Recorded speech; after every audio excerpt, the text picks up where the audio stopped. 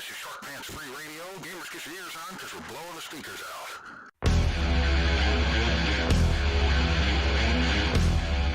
Grimdark Live. It is time for Grimdark Live. This show is for the nerds, the outcasts, the weirdos. And for short pants gamers? No, not you. Ah, crap. Get ready, all you Grimdark goons, for dice, dragons, demons, and a dwarf. Only right here on Grimdark Live.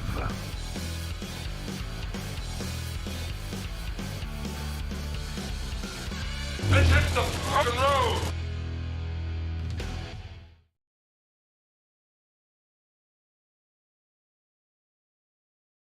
Hey, welcome to Grimdark Live, your weekly webcast for all things Dice, Dragons, Demons, and a Dwarf. Welcome back, everybody. And hey, if this is your first time with us or returning or you're checking us back out again, don't forget to hit the like button and subscribe to be part of the Grimdark Live experience. But with that said, Dustin, Billy, what do you hear? What do you say, man? And if you're also watching as part of your community service requirement, please send your DMs to SigmarSingles.com. SigmarSingles.com. We will sign off at them, and we will give you one free entry to the Weird Flame.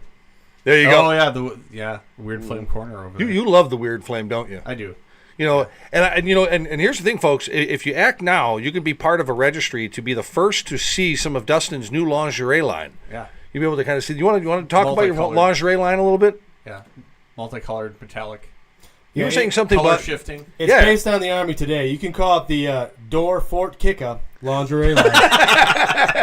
Because you'll be doing just that to get the fuck out of there. We are talking Sons of BEHEMAT on the show tonight, and yes, you've got the toe toucher underwear line, don't you? That's what it's called. Yeah. Toe touchers. Yeah. What was that again? What was it? What was the split part just to let the balls breathe? That's right. You got to let the balls breathe. Yes. But yeah, folks, we are talking Sons of BEHEMAT tonight. You know, we're kind of the hot dog swings the wrecking ball. That's what we're talking about here, folks. We're kind of keeping in step here with. You know, every time we come across an army that somebody says isn't doing good, you know, Warhammer community comes out with these lists. Hey, this is bottom tier, whatever. You know, we've talked about it with the ogres. We've talked about it with who else we talked about it with? We kind of looked at a couple of armies. You know, I always imagine they sound like this. Yeah, you can't play an army. They're not part of the meta. You know, there's nothing good about them anymore. Exactly. Yep. Yes. Some cold meatloaf eating little prick in his stepdad's basement. Meatloaf. We're talking about meatloaf today. That's it. And so we decided, after looking at this, I went, you know, I have a list that I'm 95.75% sure would, I'm going to say it right now, would probably go, it would be the king of the 3-rounder, man. I think it would go 3-0 at a one-day 3-round event. See, because once again, if people aren't playing, you know, obviously if it's, well, let's call it a bottom-tier army for the moment or a low meta. Right. The point is, you can do a lot of stuff that people aren't expecting. And again, they don't memorize the rules. Right. You got the advantage there. You explain it to them off the get-go. If they're caught by surprise, like, dude, I told you. Yeah, right. I don't know what to tell you. Yeah, you don't encounter certain armies. I gave you the tips and tricks. Because they're not popular. Yeah. That has an advantage all its own because now it's, you know, you have someone that has, you know, meta list or whatever. Right. And it's like, oh, I'm facing something and I have no idea what they do. Well, you know, and I think the other thing too is I think the biggest thing that we always talk about, you know, and I think two of the many of the sins, but two of the larger sins that we as gamers make all the time is this. We go out and we buy this really cool unit, right? We go out and buy the new miniature, the coolest miniature we've ever seen, and we realize when we open up the box, it doesn't come with a gamer. And I think that's the biggest. I think it's going to automatically just pop out of the box and win us fucking games, right? Yes. Oh, look, it's Arcan. Oh, he sucks. Shit. You know, I think that happens all the time. And I think number two is there's an old saying that says, you know, you can't complain about the results you didn't get because of the effort you didn't put in. Mm-hmm. And none of that has anything to do with what you fucking like. And see, and that's the weird thing about this game is you got some people are just so hell-bent on winning. Some of the funnest games I've ever played, I've lost. Yeah, right. You're like, man, it was so close. It was so good, right to the end. And I think that's what's missing in a lot of the community. You know what? I love that attitude, Bill, and that's exactly right. I don't have that attitude. I'm a prick. I really am. But I want to have that attitude. I really do. But I'm a jagoff. I really am. I'm a sore loser. I hold my breath. I bite my tongue. I key your car. Everything happens after I lose a fucking game. It's all right, folks. Women been working on for years. You can find them at your local confession booth recording things you shouldn't. Anyways.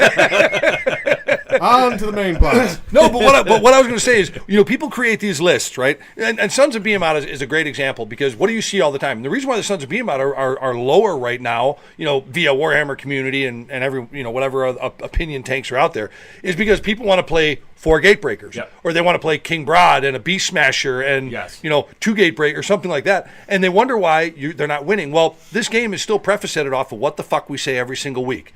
You got to play to the objectives. You got to play to the scenarios, and the story. And what more than that is the battle and again, you got to look at the army composition. Figure out what your best battle tactics are. Write out a game plan and adjust it as you go.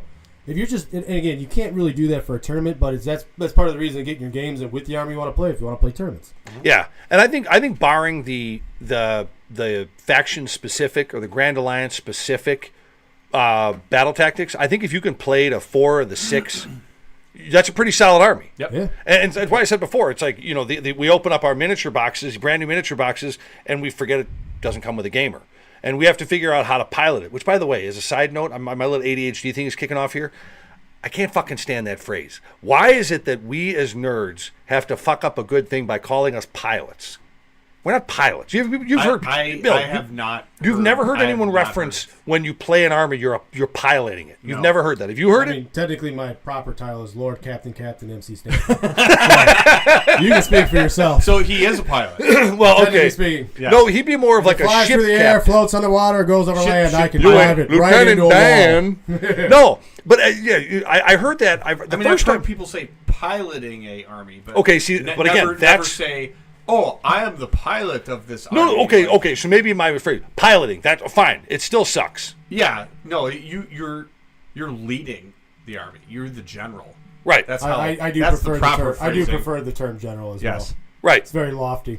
Right. General, Ironbreaker at the gates. Yeah, I mean, but the whole piloting of the army, I hate that. Well, I really do. Okay, that only works for Caradon Overlords. Not even. Don't do it.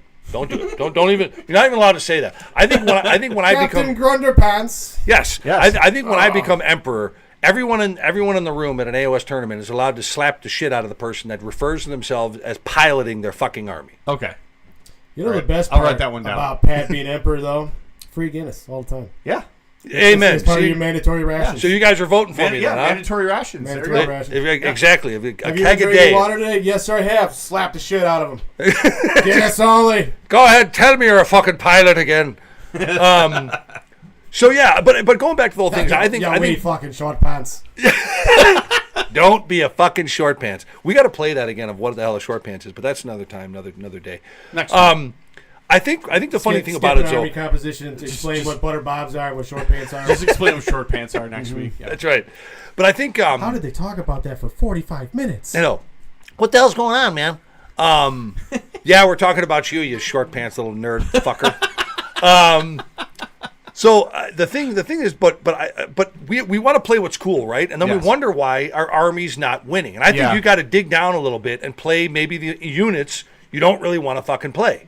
And I think the list we're going to see tonight. I think the list we're going to see tonight. You don't have to be just a Sons of BEHEMAT player. I think you can be an old gamer. You can be a destruction player. You can be something like that. And my list isn't that sexy. But you want to know something? It's good work, though. It touches everything that needs to be touched. Magic, movement, shooting. You know what? We don't want any inappropriate The touches. point is, shovel covered in shit. Maybe a a little. shovel. Yeah. They can still dig. They can still dig. They can still dig. But that's kind of what we're going to be talking about tonight, man, and amongst other things. So I think that's what we got definitely going on. But yeah, so I think that's the thing. I think now in 4th edition, where I think the game is really kind of come into its own. Yes. I think the people that still bitch about 4th edition are just being super gamers. You know, that whole thing about bitching and gaming. Yeah. But I think where the game is at right now, I think you have to. It's incumbent upon your own success as a gamer. Now here's the thing. Anybody that looks at me and says, I only play because I like to hang out with my friends or whatever, okay, you're a liar. I don't believe that. Everyone likes to win. Everyone likes to win. Yeah. Everyone likes to win. Right. I mean, it also is a good excuse to be social. It is a good. Well, Yes, I mean, well, absolutely. I mean, yeah, I mean, It's well, a social game. considering like I don't know, 50% of the community here is just sitting in the corner smelling their fingers, right? What do they Now, call that? To be fair, though, we do got to buy that goon bus for our team. We are That absolutely would going to be buy fun the to goon roll bus. around. We are I'm definitely We need doing to that. do that. Yes. We're definitely The Monster doing Truck that. one is even better. Oh, you did get that one. I saw that. I did put that in the chat, didn't Yeah. I? That thing was Yeah, awesome. that thing is awesome. We got to get a picture of that and put that up with the skull and Only if microphones we on buy it. it. We got to do that. But yeah, so that's what we're going to be doing, man. We're going to be talking about Sons of BEHEMAT tonight, getting into a list that I think would be the king of the 3-rounder. I think any type of RTT, I think you could do pretty well at. A 2-day one, I lied the other day and thought that maybe the list could be a 4-1. And I think it could be a 4-1, especially if you threatened your opponent. If you were kind of an intimidating individual, carried a knife on you, you probably could eke out an extra win there. But I think for sure it's a 3-0 army at an RTT. I really do. I really believe it. But we're gonna definitely get into that here in a little bit. But we'll be right back to get into it. Welcome to Sigmar Singles, the only site where romance, war games, and some seriously naughty cosplay collide. Looking for love in all the wrong realms? Noblar Matchmaker Services has you covered. Our little green Cupid will match you with the love of your life, or at least your next critical hit. Got armies of miniatures? Collectible cards stacking up? Sigmar Singles isn't just for romance. Buy, sell, and trade your wargaming treasures with other battle-hardened enthusiasts. Armies, decks, even rare pieces, name it, it's yours. And if you've got a thing for cosplay, brace yourself. Explore our spicy collection of naughty Sigmar Singles photos featuring all your favorite characters, Furies, and more. Guaranteed to roll a natural 20 on the intrigue scale. Join us at Sigmar Singles, your one-stop hub for love, trades, and just a dash of chaos. Where else can you find miniatures, matchmakers, and some wild cosplay fun? Only at Sigmar Singles. DopeSigmarSingles.com. More than just a battle, it's a connection.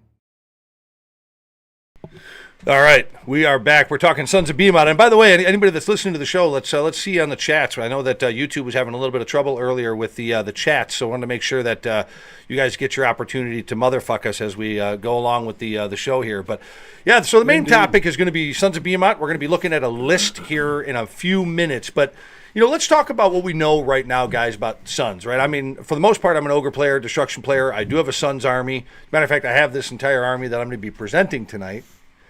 But I think Sons is, in many ways, just as disadvantaged as Karajan Overlords, right? The lack of magic. I think that's but at least they can take the glowy lantern and get some sentiment of what magic is. Yeah.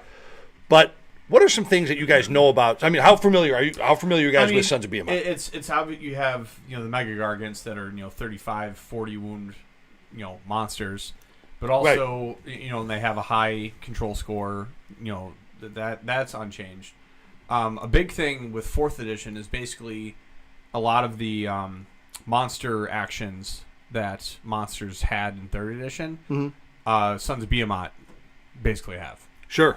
The roar that shuts off command points, right, or command abilities, and the colossal slam, mm-hmm. Where you can pick up a or I think it's a monster, pick up a monster, right, or a war machine, go slam it, I mean, but from a lore perspective, it's such a great idea, just an army of giants, right? Cool, but it has the same problem like you were saying. Everyone wants to use the Mega Gargants, but that isn't necessarily the best thing to do, at least in this edition. Right. So. Yeah.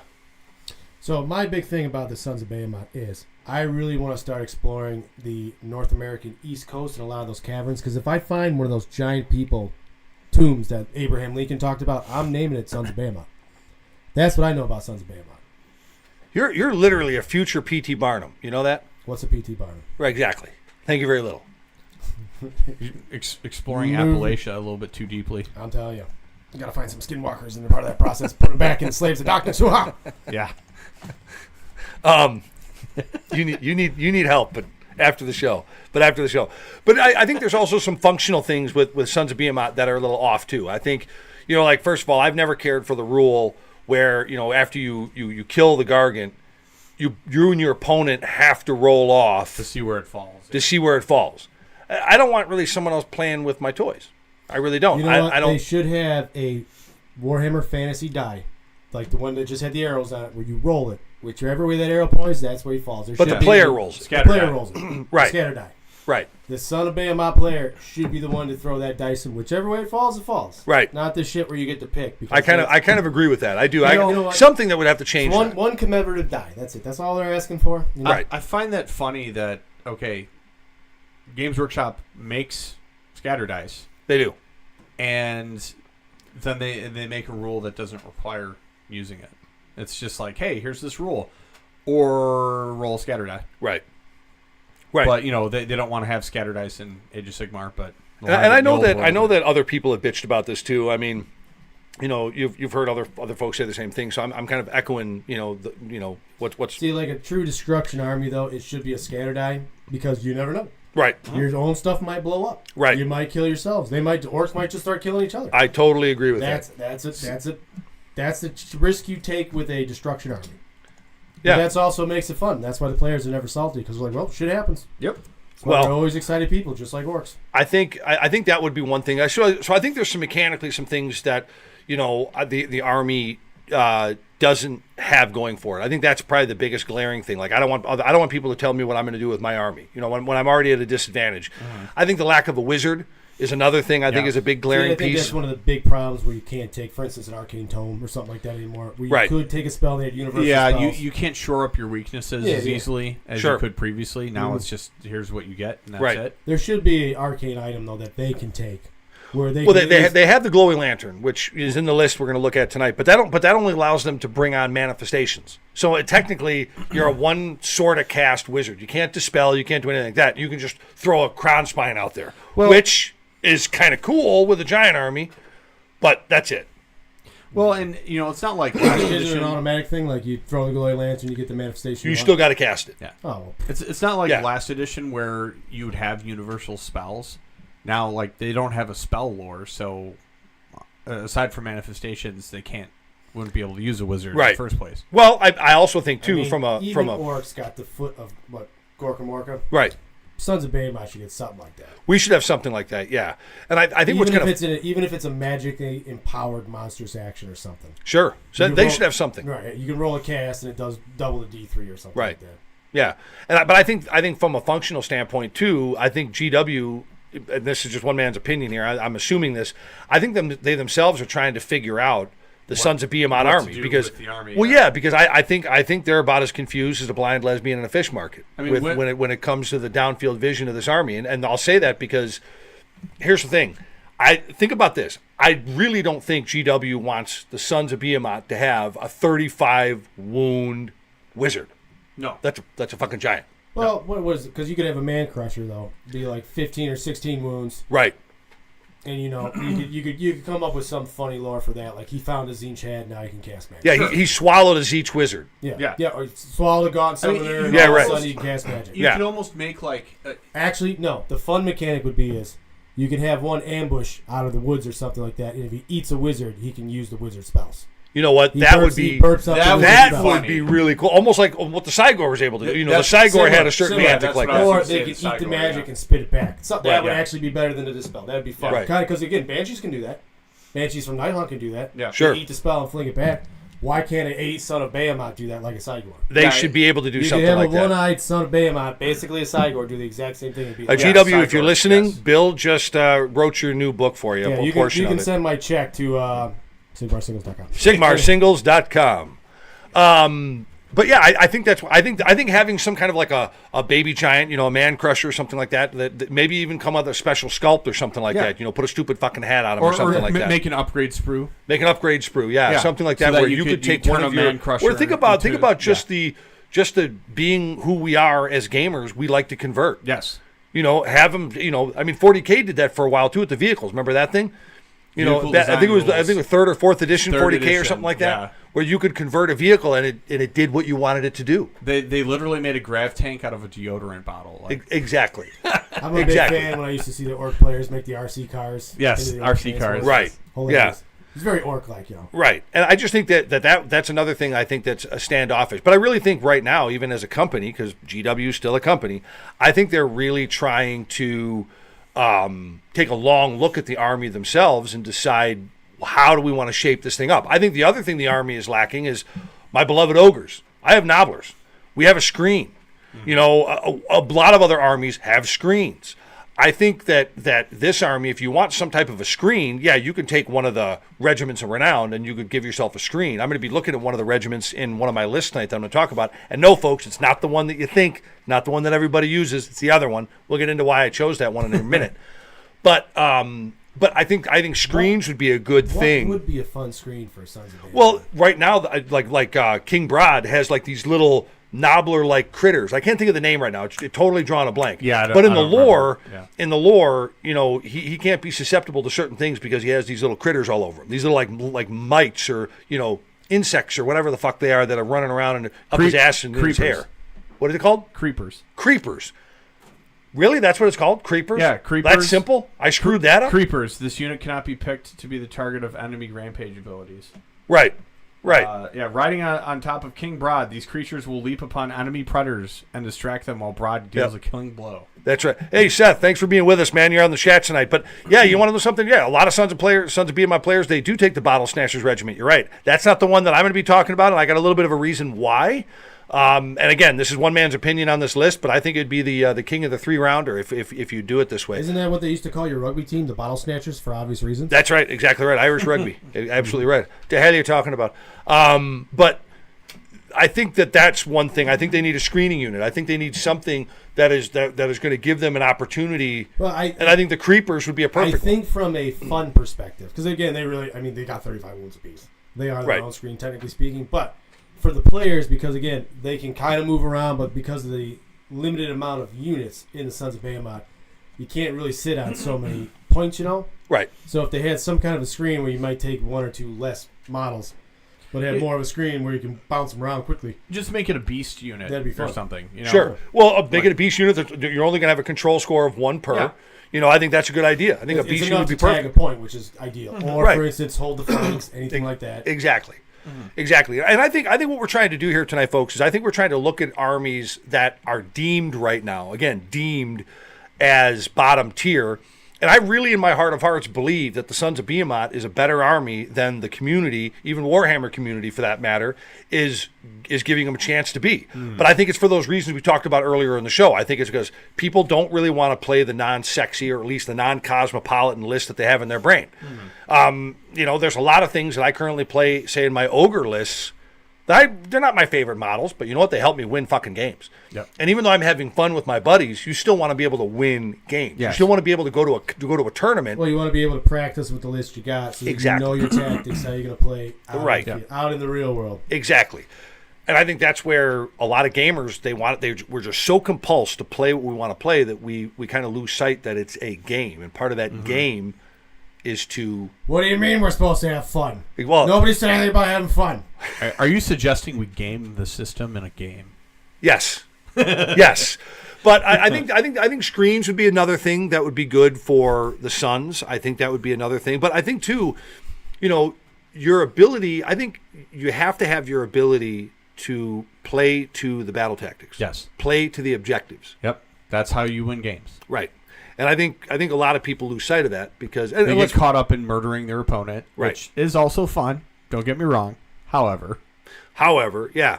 And I also think, you know, we're not the fastest army anymore. I think that's the other thing. You know, back in early or late second edition, you know, third edition, we were breakneck fast. They have some range. Plus, they can step over units too, right? Well, they can still do that now. The Mega Gargants still have long shanks. And you know, when you have long shanks and you can press the initiative and get stuck in, as the orcs would say, I think that's always, and they can do that. They can do that. The Colossal Slam, they can do a lot of really cool stuff. They have a lot of cool little tricks. Can you imagine that as your monstrous action? When you walk over with the long shanks on a 4-up, you get the tea bag. Right. You kill one model. You know what's hysterical though? What I think is clever about I saw a battle report earlier today. I was just kind of, you know, flipping around, just kind of seeing what was out there, and I saw Marathi get mollywomped with the Titanic Slam. Oh, I've had it happen too to my Marathi, and it's just like, nope, Marathi, you're going to go over here.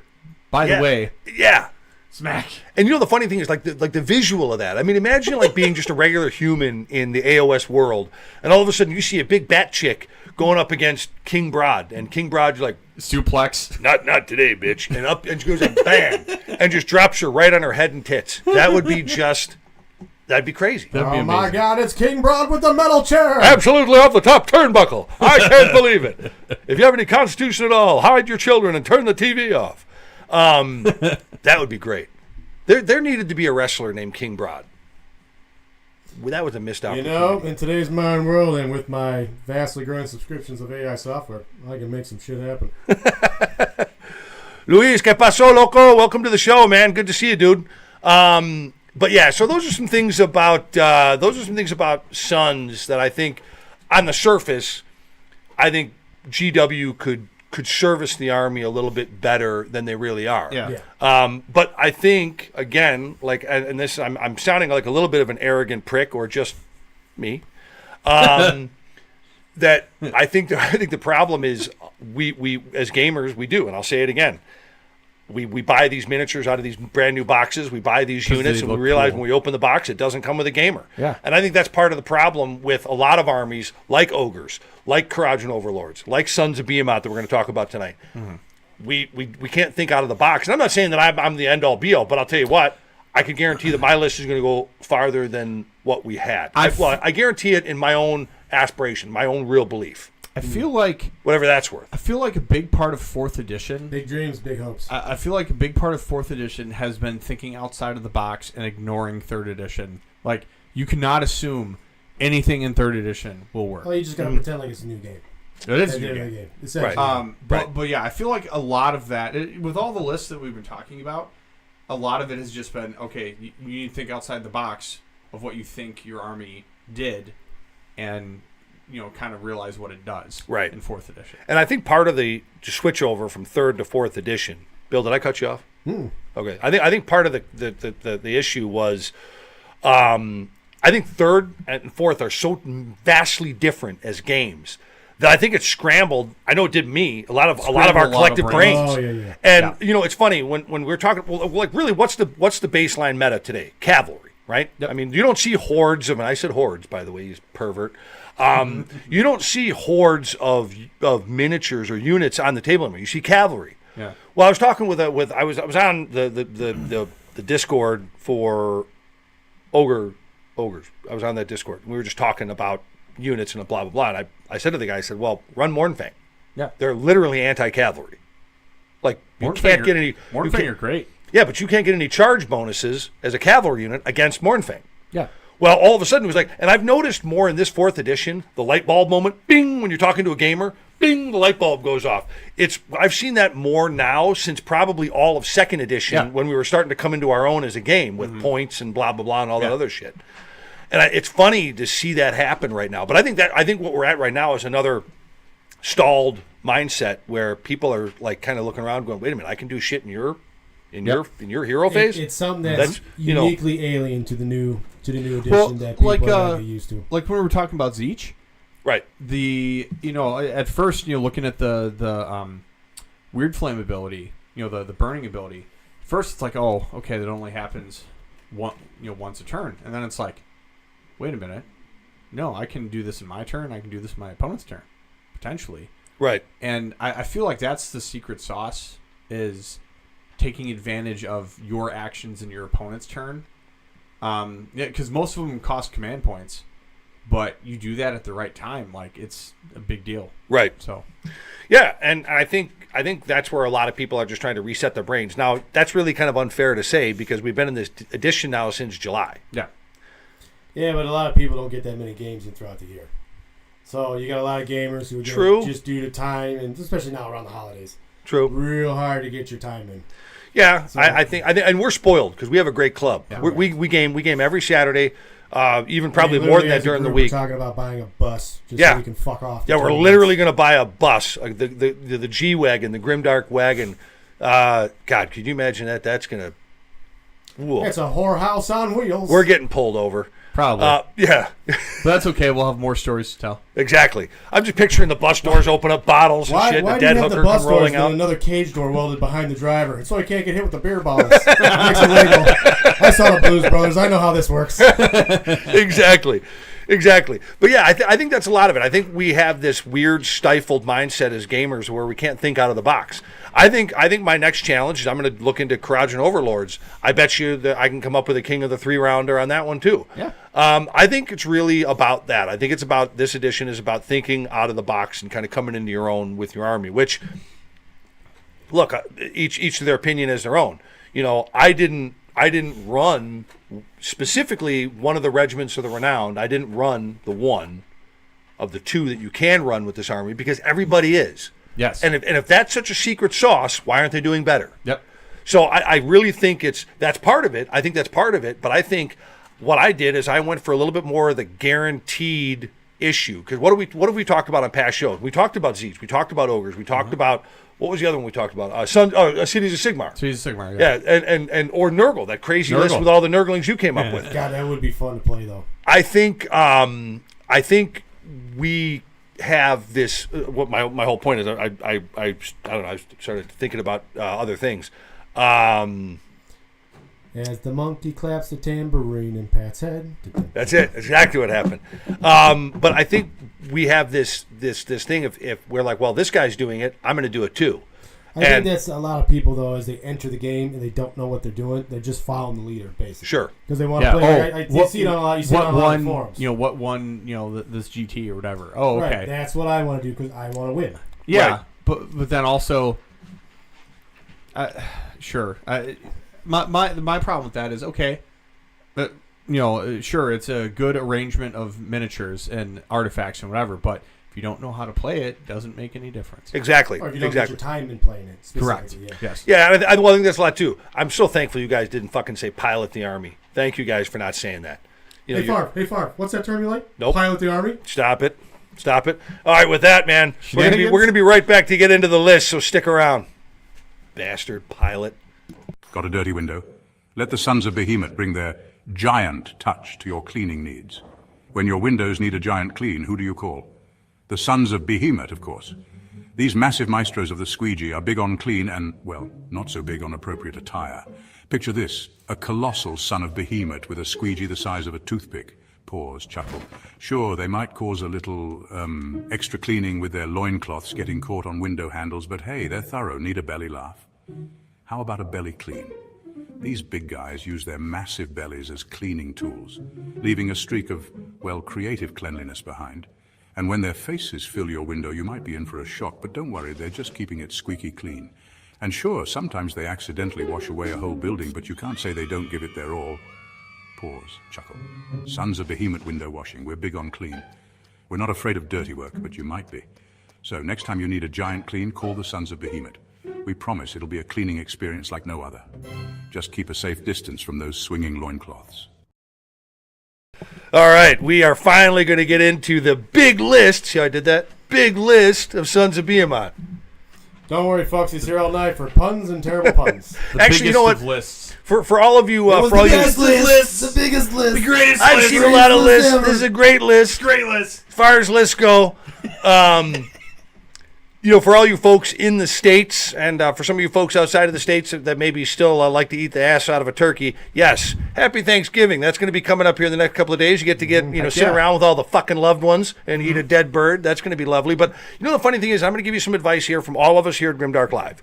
This is something I say wholeheartedly, and this is something that I've often thought about should be go on our new Hallmark card line that's going to be coming out here pretty soon. And of course, it's going to be offered at SigmarSingles.com. SigmarSingles.com, that's right. Yeah. And that's this Thanksgiving. Remember this, folks. Advanced discounts for anybody who buys a cocktail at the Weird Flame. Ask for your coupon voucher now. You said cocktail, didn't you? Yep. Twice. Got it. I think that what we got to remember this Thanksgiving, and I want you specifically, Dustin, to remember this. Okay. Yeah, this is important to me that you embrace this in your heart. Okay, I'll write it down. It's always better to stuff the turkey than choke the chicken. Okay? I want you to remember that. That's for you, buddy. All right. Always better to stuff the turkey than choke the chicken. And that's if right. You're really good. You'll make the gut sack. That's it. That's right. And guess where the gobblers are? All right. So where do you keep your gobblers? Where do you keep your gobblers? What a weird follow-up to American Pie, Dustin. There you go. All right. So yeah. So, Big Sexy, Darktron69 is back in the house. And, we lost our Camille. Our Camille is not with us, but she did chime in, so it's good to know she finally got out of prison And did you bail her out again? I mean, it's the fourth time this month.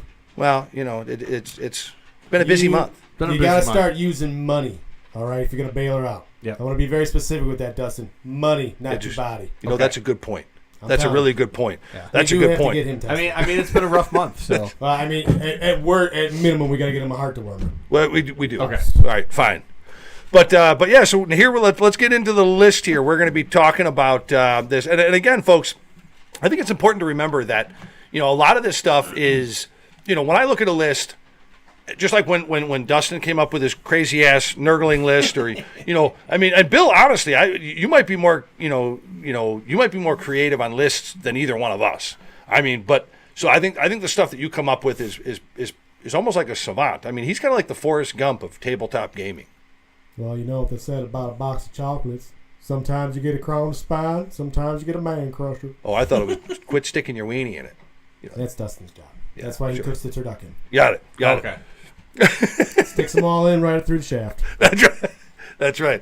But I think what we're going to see tonight is just, again, this is my opinion of what a list is, where I think you could be the king of the 3-rounder in any RTT with this type of a list. But I think, hey, a 3-0 is better than an 0-3. I agree. Exactly. So, and this was the list that I came up with. Now, it's evenly 2,000 points. It depends on what you're playing or testing for. It is. It's a 2-drop list. Mm-hmm. Now, if you notice here, let me start. I'm gonna kind of do a Quentin Tarantino here. I'm gonna start with the end, and then I'm gonna go to the beginning, and then I'm gonna end with the middle, because I think it's gonna be the best way to kind of surmise this list here a little bit. So the whole list in itself is 2,000 points. It is 2 drops. And what I have in it is, obviously, I'm taking the Breaker Tribe. Now, I'm taking the Breaker Tribe. Why? Because I want that 6+ ward save. Now, you say to yourself, okay, wait, and with Sons of BEHEMAT, we have to take what we can get to win. Correct. And what does a 6+ ward save mean to a Mega Gargant that's got 40 wounds? Well, the point is they're rolling X amount of dice, because what's the save? A 5-up? Yeah. So the point is, a 6-up's going to save. Well, a 4+ or a 5. The Man Crushers are a 5. Yeah. So either way. So the point of it being there is a 6-up ward is going to extend that already long lifetime. Right. And then you got to think of it like this. Technically, that makes it, let's say, a 41 or 42 wound. It's probably a good, over the course of the game, 4 to 5 wounds. I think that's the problem with wards, is people think about it like, 6-up ward. You got to look at it like this. Based on the numbers, you've had a 1 in 6 chance. You got to think, if they got to roll 40 dice, there's a good chance at least 4 or 5 of them are going to be 6s. I mean, so now you've extended the life of that essentially into, like I said, a 41, 42 wound monster. Being a Dar's game player, where I have T-shirts for armor, having that word save army-wide, even though it's only a 6-up for the most part. God, that was such a great wet T-shirt party. Yep. I raised so much money for cancer. They have the best wet T-shirts parties. That's it. But how much money do you think nerds would spend if you got women to wear snake tails in a wet T-shirt party? Wait a minute, Camille, if you're out there listening, I need you to listen to this again. Go ahead.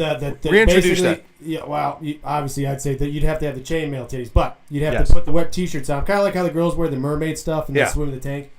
Imagine. You're welcome. You're welcome.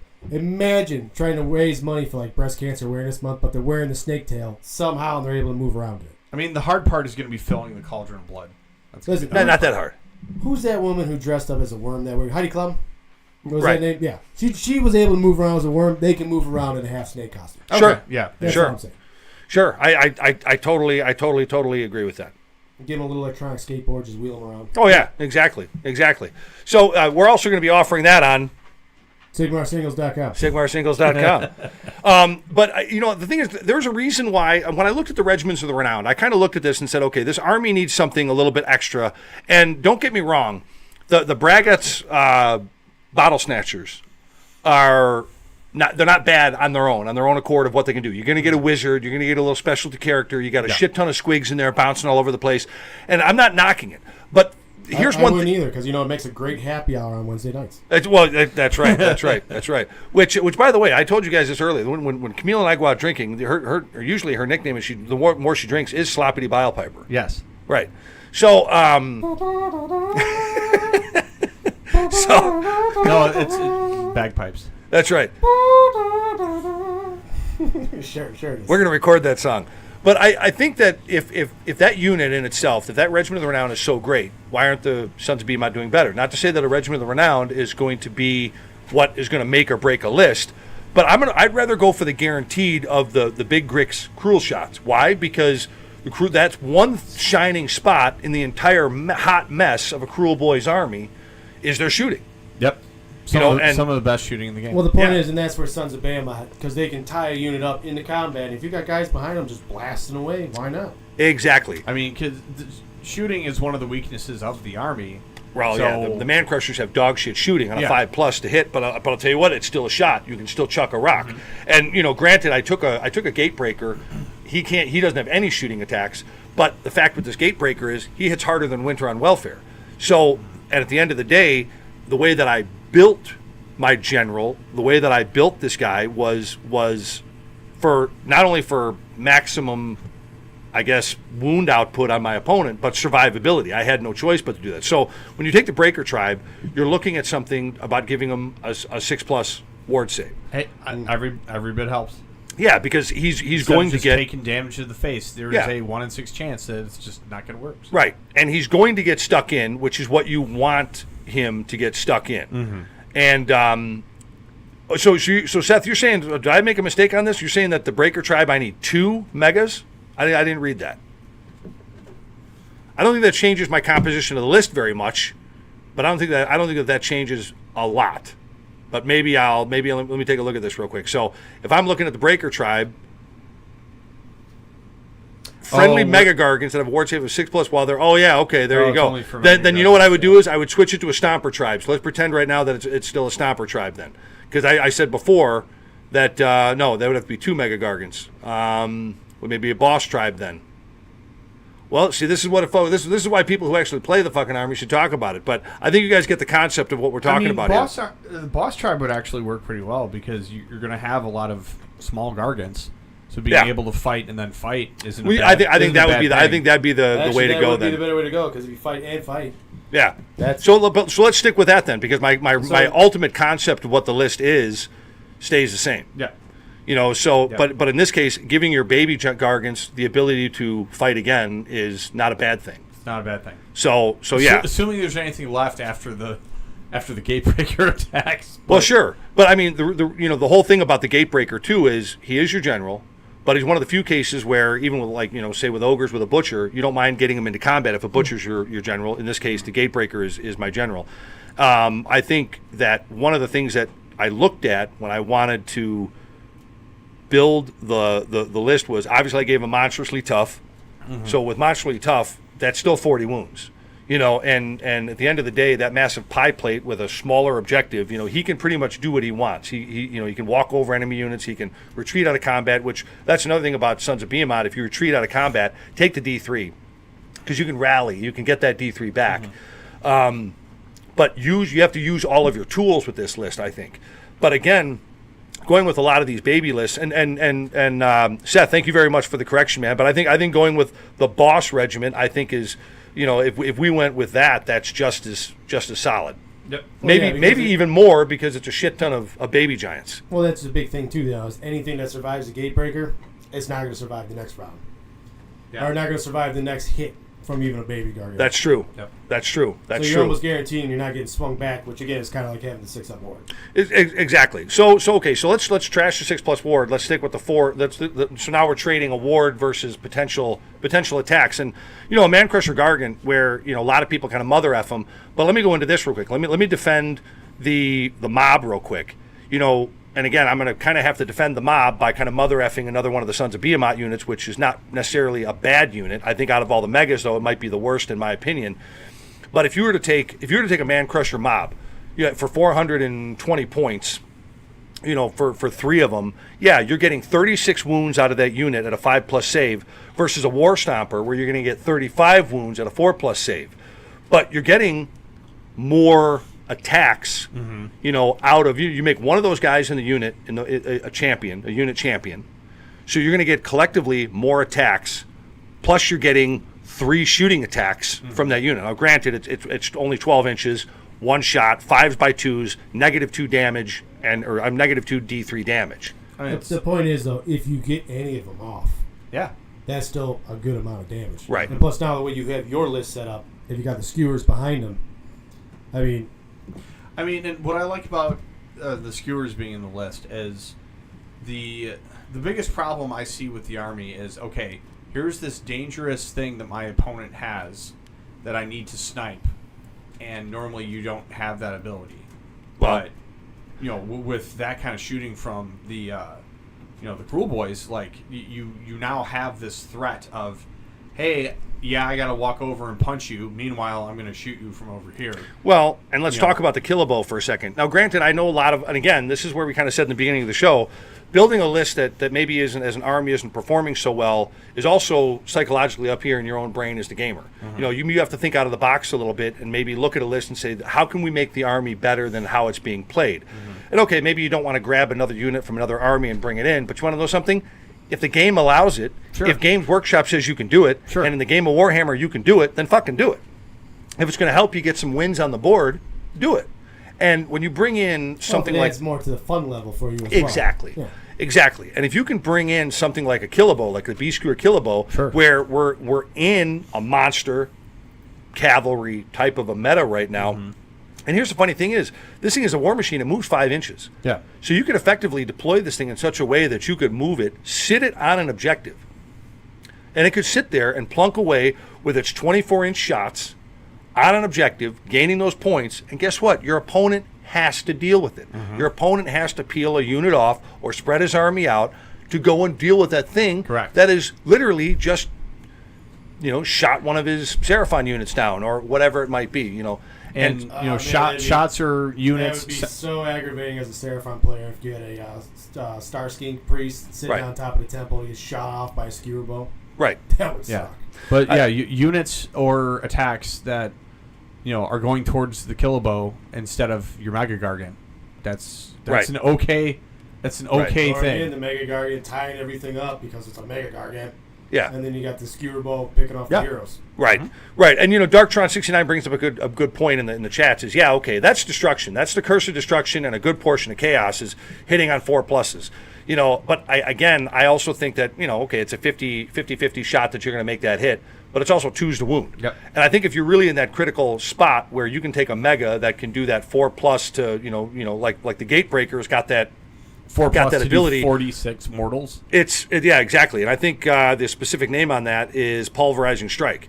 So on a 4+, you can inflict 4d6 mortal damage on the target, and that's any target, monster or not. Whereas the Beast Smasher in this can only be, but it's 5d6 to a monster. Yeah. So and I think you I'm getting off point here, but I think if you were to do that with your Gatebreaker, you would want to do that as like an Alamo position. I don't know that I would lead with that as far as my attacks. The Gatebreaker already hits harder than Winter on Welfare, so I think it's going to do just fine on its own. Yeah. But I think when I looked at the regiments of the renowned to bring in, I thought I had to think about most of the games that I played, and I played often enough where I have a pretty comfortable feeling on what my opponents are doing in conjunction with the meta, because what is everybody doing? Building armies to play to the battle tactics and play to the objectives. And if you can play to 4 out of the 6 minimally of the battle tactics, you've got a pretty solid army. Four big miniatures on the table with Sons of BEHEMAT have a difficult time doing that. So I think when I looked at the B-Skewers, as far as the Cruel Boy units you can bring in, look, I could give my giant, which I did, my Gatebreaker, I gave him the Glowy Lantern. Now, you don't if you think rolling a 2d6 and getting an 8+ to bring the Crown Spine out is a little risky because there are no advantages, you can't give a +1 or anything to it, then take the Primal, where you can for a 5 or a 6 you can put the Life Swarm or the Burning Head or the Gnashing Jaws out on the table. And those Life Swarm would be a really good one for this army. Yes, exactly. For that so that could be another change we could make to the list. Maybe just like when I fucked up and thought it could be a Breaker Tribe, but it could make it go Boss and go Primal. Can you as far as manifestations? Can you take advantage of a place of power as a Mega Gargant? Because I don't see why not. You count as a wizard when you have the whatchamacallit. The wizard keyword then. Yeah. Well, you gain the wizard keyword? Because if you can take advantage of a place of power, you get +1 to cast. Well, the Glowy Lantern makes you a wizard 1, so you have the wizard keyword. You could. Yeah, but again, it's kind of fucked up the way the rules are written. As written, you are a wizard 1, power level 1, but you can only use it for manifestations. Only for manifestations. So I mean, so if you want to cast them, speaking, that's because you don't have any spell lords.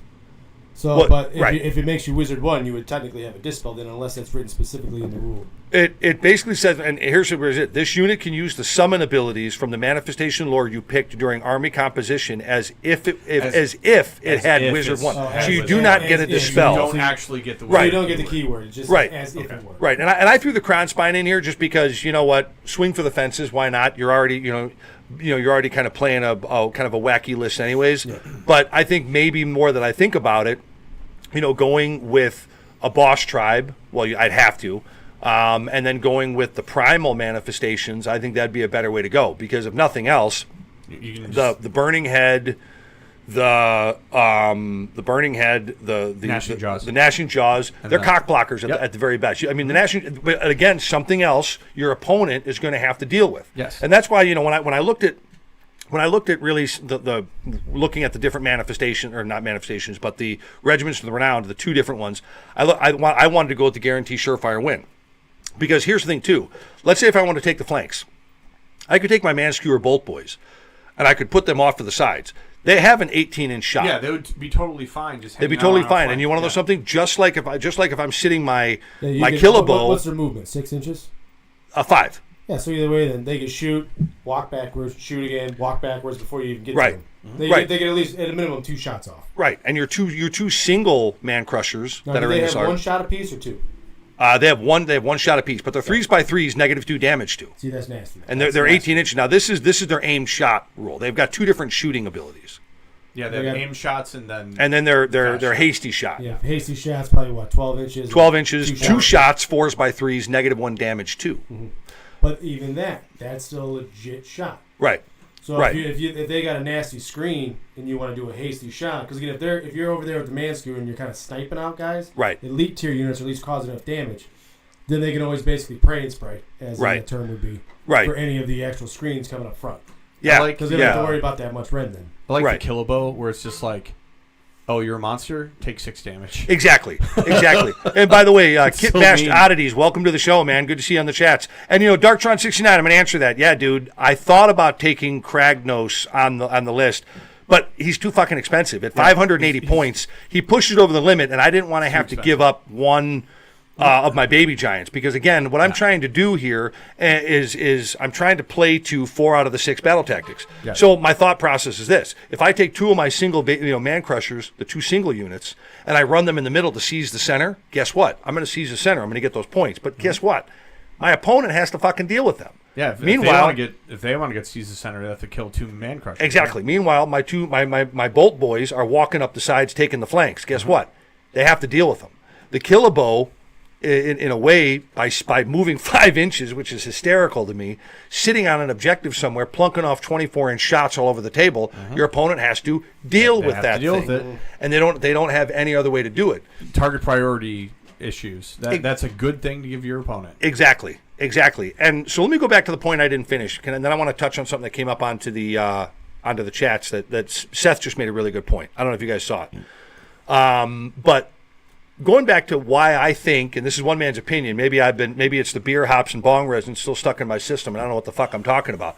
But I think the Man Crusher Mob is a better buy at 420 points, all in, than for 460 points to get a War Stomper. That's one man's opinion. I would say so.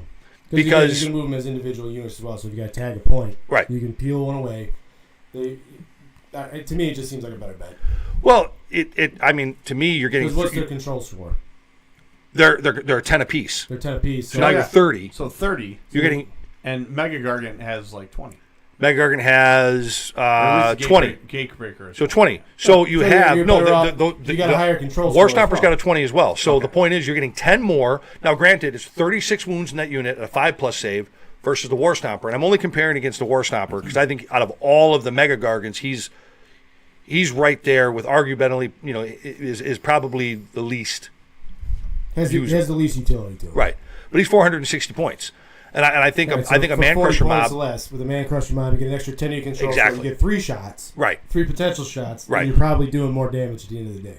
You're doing quite a bit more damage. I mean, each one of them. So just with their massive club attacks right off the bat, you're getting 12 club attacks. Well, you're getting 15 club attacks. The other thing too is they'd make a good quote unquote screen per se for the skewers. for the killer bows. Well, that's it. So the other thing too is you can move the killer bows right behind them. They can spread out enough to where you can't get around them. Yep, you're not, exactly. Even with cavalry, you're not going to flank around them. They can protect the skewers, and the skewers turn around and blast whatever's attacking them. Right, and you can drop the skewers off. Now all of a sudden you've just got the flanks. Yep. And these bastards going around, you know, with their arguably their 15 club attacks that are going to happen, or it'd be 3, it'd be 4, so it'd be 12, it'd be 13 attacks. Then you're going to get 3 mighty kicks, 3 headbutts. You know, that's a lot that's happening there with just that one, and you've got 2 of those man crusher units in your army. Mm-hmm. And again, I'm going to go back to what I said before. And literally, you can take the gatebreaker and the 2 man crushers to the left. Have 2 of the mobs to the right with the skewer bows, and that's all you really need. Yeah. Right. So once again, it seems like a lot of these armies, at least the way that we all compose them, it's a straight up pincer move. Because for us, it's always take the flanks, pincer the enemy out, spread them out, because it doesn't seem like a lot of the other top tier lists are designed in that fashion. Yeah. Mm-hmm. Right. And you know, here's the point I want to make before I get to one of the cool things I think people don't think about that the Man Crusher mob can do versus the War Stomper. But let me get to this point here first. So Seth makes a good point. The Killabo becomes a hero and can use the place of power as well. So now if you put the Killabo on the place of power, there you have it. Killabo's a hero? The Killabo becomes a hero because of the Regiment of Renown? Right. Well, because of the and putting it by the place of power. So that's interesting. So the whole point is that I got to look that up. I think that's very accurate. I think he's right on the money with that. But you know, and these are just little innate things. But the one thing I kind of had to laugh at is you got these 3 man crushers running around, stuffed Mimi bag. So now you have 3 chances. Units. But think about what you're doing to an enemy unit. I mean, there's a lot coming out, and you know, you can say, okay, I want to go all out attack. All right, fine. So you spend a command point, you go all out attack. Sure. Now you're literally 13 attacks at 3s by 2s. Yeah, which is nasty. Because what are they all, D3 apiece? No, they're so this one is -1 damage 2 is their club. Their mighty kick is -2 damage D3, and their Edbutt is -2 damage 4. So they're messing some shit up. They're absolutely messing some shit up. Well, and if you think about it, when you're looking at almost 20 total attacks out of 1 unit in 3 by 2s. Basically, right, yeah, 3s by 2s across. And that's the other. Got serious red on it. And not to mention whatever's left, they're stuffing you down their fucking pants or in a bag, whatever. Well, and also the nice thing with having them in a unit is you're getting more mileage out of that command point instead of one model getting +1 to hit. You have the whole unit getting it. So right. And again, that's a weird thing, specifically with a lot of these armies. And again, what we're calling, but realistically, is not low tier armies. There's a lot going on for it that you see the potential for it, but you don't see on the tabletop, which again is a little bit bewildering to me, especially for people who like Sons of Behemat. Right, and don't forget though too, you're going to want to put these units into positions where they charge. These Man Crusher mobs, you know, well, Man Crushers have it too, but it's who's under the heel now. It's this passive ability that they have, which is great, where they can add 1 to the mortal damage inflicted when they charge. When they use the Gargant charge ability. So D3 +1? Yeah. That's good. So, you know, the thing is that what I think people are missing the boat on is we have... a minimum for the unit, then you're doing what? 4 mortals? Exactly. Essentially? Yeah. Yes, I mean, we have board coverage. Model, right? Yeah. Oh, never mind. So you do, at a minumum, you're doing, 4. Yeah. At the worst. But that's still, for your typical topic, let's say they're fighting a Chaos army, like an Ogre or something, you're killing at least one of them. Right. Or one of the other, any other army, a mid-tier unit, you're going to kill one just off the charge. Right. Right. And you got to think, too, as long as I keep one of these units within 12 inches of the Gatebreaker, they can run and charge. Yeah. So, I mean, there's a lot of things that can be done just with this list here alone that I think is allowing you to think out of the box. Technically, on your pincer move, then, you can keep 1 mob to the left with the Gate Crusher. You can take 1 Man Crusher and a Man Crusher mob to the right behind your Skewer Bows. Mix and match in that regard. So at a minimum, if you can't get there with the Gate Crusher, at least you can get the mob in. Yeah. Do the initial damage, and then he comes swinging in right behind him. Right. Exactly. And by the way, guys, thank you very much for the correction. So, yeah, it'd be a boss tribe. That'd be a better way to go. I misread it when I was putting this together.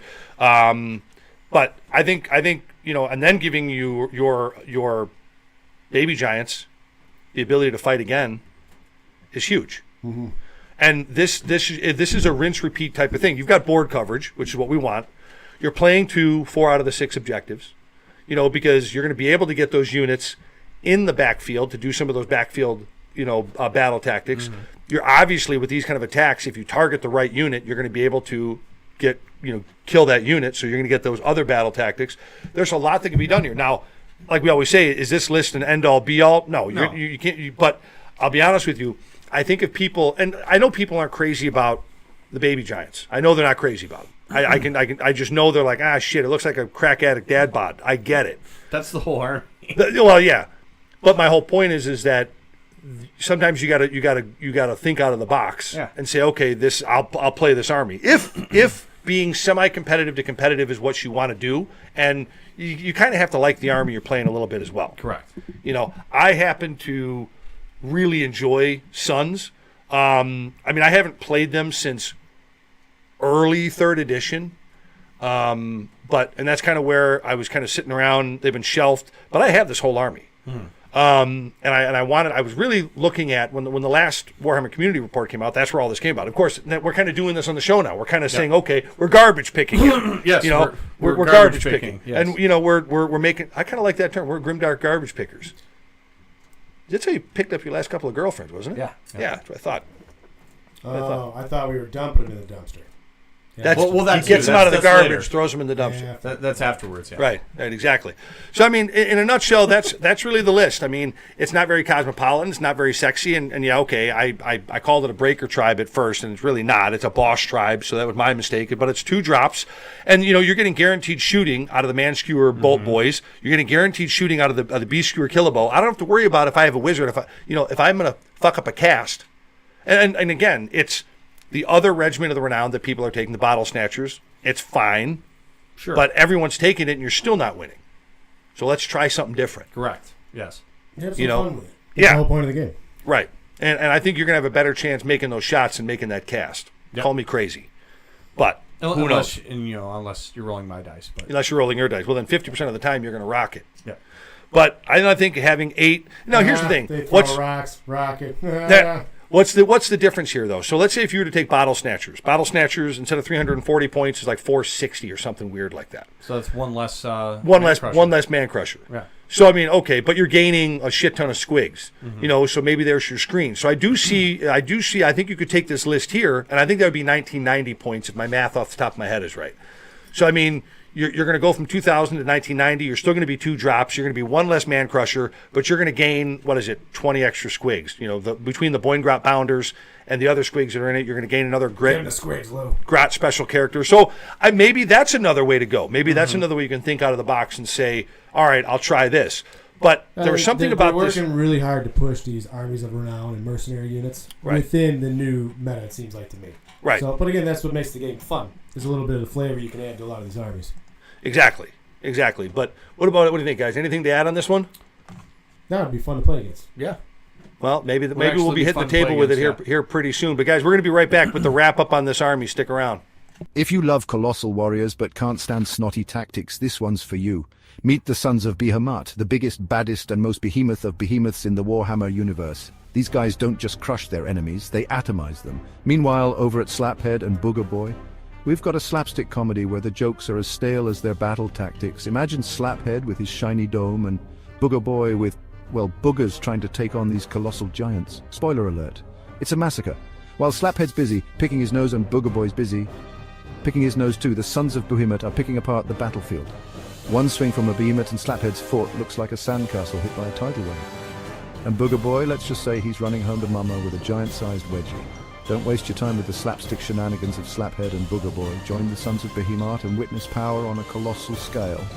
They're not just big, they're behemoth big, so if you're ready to see giants rule and boogers drool, you know where the real action's at. Sons of BEHEMAT crushing foes and bad comedy one swing at a time. All right. Well, that's it, man. That's my Sons of BEHEMAT list, and I want to thank you guys again for helping me out figuring out that's a boss tribe, not a breaker tribe that it should have been. And yeah, I think you got board coverage, you got good attacks. I don't think there's anything we can do about the 4s to hit, but we make the best out of it. I think that's why the dice gods created all out attack. Well, at the end of the day, it's a team effort. That's what makes the list better. Chit chat with your friends or in the live chat. That's right. About how you can make things better. So that's it. Dustin, what do you think, man? I think it's a good list.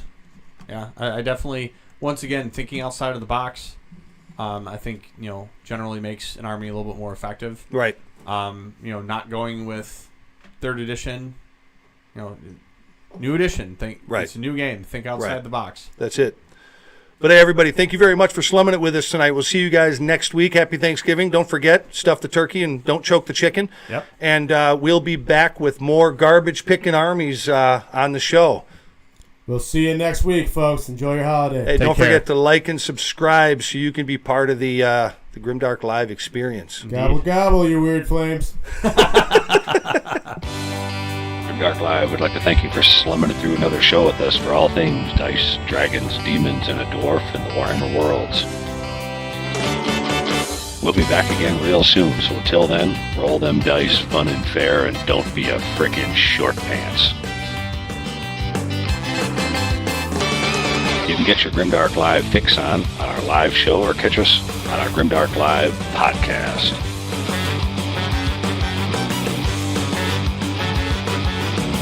Never fear, gang. There'll be more great content from Grimdark Live coming to you each and every week. So stay tuned and stay grim, all you dice-chucking, glue-sniffing gamer goons. You're all awesome. Looks like I picked the wrong week to stop sniffing glue.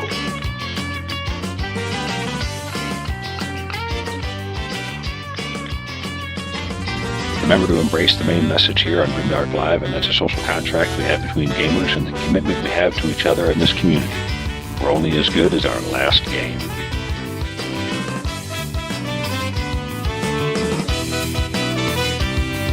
Check us out at grimdarklive.com, and don't forget to subscribe, follow, and recommend Grimdark Live to your friends. So long, Grimdark Goons. Until next time, may the dice gods bless you and your sweaty palms. Bye.